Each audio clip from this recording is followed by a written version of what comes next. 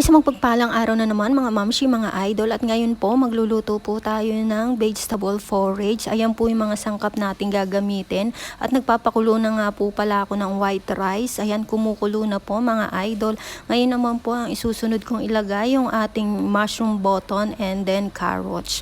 Hintayin lang po natin lumambot mga mamshi. Ayan po, hinalo-halo. Ganito nga po pala yung pagluto ng porridge sa kanila. Minsan plain, minsan may vegetable. At nilagay ko na nga po pala yung ating chicken breast meat. Yung chicken breast meat po natin, binabad ko lang sesame oil, toyo, at saka po paminta.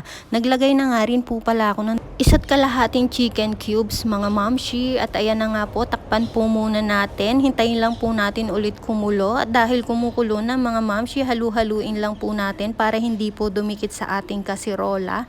Ayan, napakasarap po niya mamshi. Ito po sigurado magugustuhan po ng mga anak nyo.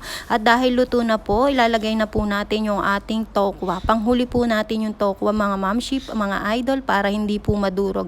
At dahil luto na nga po, nagdagdag lang po ako ng dark sauce para makulay naman po ang buhay natin araw-araw. At ayan na nga po mga mamshi, o diba, napakasimple, napaka-healthy.